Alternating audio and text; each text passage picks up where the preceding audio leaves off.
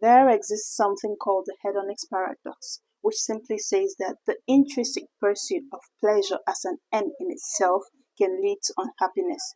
Now, a lot of people spend a great part of their lives not knowing the difference between pleasure and happiness. Hello, I'm Binta, and in this video, I will be helping you understand how the interplay of hormones leads to pleasure and happiness and the difference between these two. So, if this sounds like something you may be interested in, stay tuned.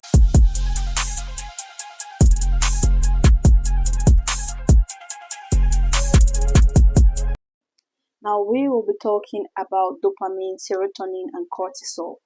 Dopamine and serotonin are a good representation of the human reward system, which is extremely important because human beings live for rewards, take away rewards, and they want to cease living. Human beings live for rewards, emotional rewards, financial rewards, sexual rewards, physical rewards, spiritual rewards. People need rewards to keep living. Now, dopamine is the reinforcement transmitter. It is that hormone that says, this feels good, I want more. Serotonin, on the other hand, is a neurotransmitter which says, this feels good, I don't need anymore, I have had enough.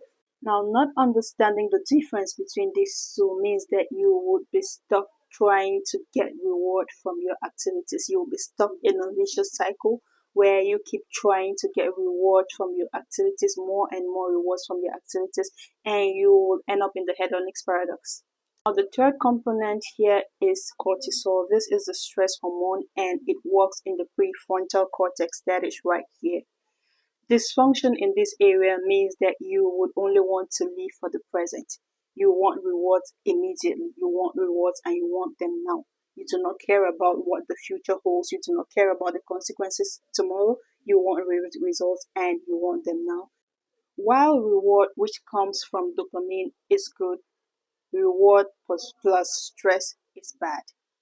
That means that the combination of dopamine and cortisol can be dangerous for you. So yes, what happens is that the combination of dopamine and cortisol very, very often lead to addiction. Dopamine is an excitatory neurotransmitter. That means that there is postsynaptic receptor activation. That means that when it goes through one neuron, the next receptors are activated so that it can go through the next receptors. And neurons are things that love being excited. That means that if this keeps going on and this chain reaction continues on and on, the neurons can be overstimulated and overactivation. For example, activities that bring out some dopamine, this is good, I want more. Maybe orgasm, maybe the satisfaction that you get from doing a workout. It could be healthy and unhealthy at the same time. Yes, different activities could give you dopamine, healthy activities and unhealthy activities, like a smoke of, I don't know, weed, cocaine, whatever, some hard drugs gives you dopamine and it says, this is good, I want more. Imagine the excitement, the energy that, for example, an orgasm takes from you. That is overstimulation of these neurons, and if these neurons continue being stimulated, they end up dying. And when they end up dying, it means that no matter the amount of dopamine that is available, the receptors to admit it are few. And if the receptors to admit it are few, it means that you are going to need more and more to get less and less reward. Diminishing returns. You begin to need to do more and more to get less and less pleasure. So they have a fail-safe mechanism where more and more dopamine will lead to less and less receptors, and you are going to have to do more and more for less and less rewards. This leads to addiction. On the other hand, serotonin and cortisol react differently. Serotonin is an inhibitory neurotransmitter. That means that when one is transmitted, the receptors, it inhibits the receptors of the next neuron from being activated as well. So there is no need for a fail-safe mechanism. There is no need for control because it regulates itself. Now, cortisol comes in to inhibit serotonin. That is what inhibits serotonin. cortisol comes in to inhibit serotonin. Like serotonin gives you happiness, and there is nothing like an overdose of happiness, and it is regulatory in itself and doesn't need anything extra to come in to regulate it. But when it happens that the serotonin is in place, which is regulating itself, and cortisol comes in to inhibit it the more, this can lead to depression. That means that you are void of rewards, and void of rewards means depression. Now, here comes the trick. Dopamine downregulates serotonin, and that means that the more pleasure you seek, the more unhappy you get. The hedonic paradox. And you must have noticed that addiction and depression are very closely related. This is the explanation. People who go on seeking more and more pleasure through substance, through activities, end up being more and more unhappy and end up depressed. So we need to understand that reward, even though important, is not the same as contentment.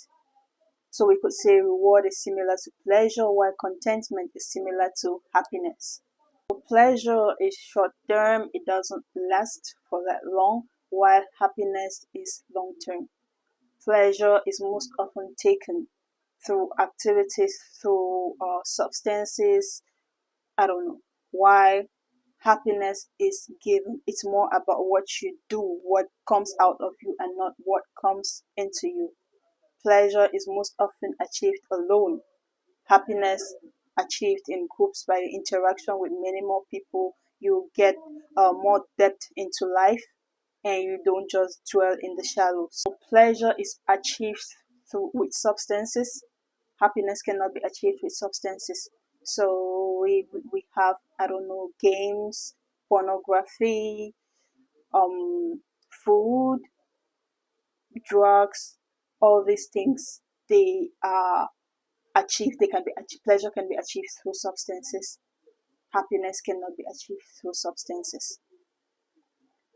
Pleasure in its extremes is addictive. So you notice that all these things have a holic attached to the end. I don't know, alcohol, alcoholic, sexaholic, whatever it is that the person is addicted to. Extremes of pleasure lead to addiction. While there is nothing like extremes of happiness, there is nothing like an overdose of happiness. So summarily, dopamine is pleasure while serotonin is happiness. None of them is inherently bad on its own, but the interplay, the interaction of these hormones can lead to different things, and it is important that you understand how they interact and how these things result in pleasure and result in happiness. If you have watched right up till this point, thank you so much for staying committed to my channel. If you are a returning subscriber, thank you for always returning to watch my videos. I love and I appreciate you. Leave a comment below so that I can show you some love. And if this is your first time on my channel, welcome. Don't forget to like, comment, and subscribe. Turn on the notification bell so that you do not miss any of my videos. And until next time, bye.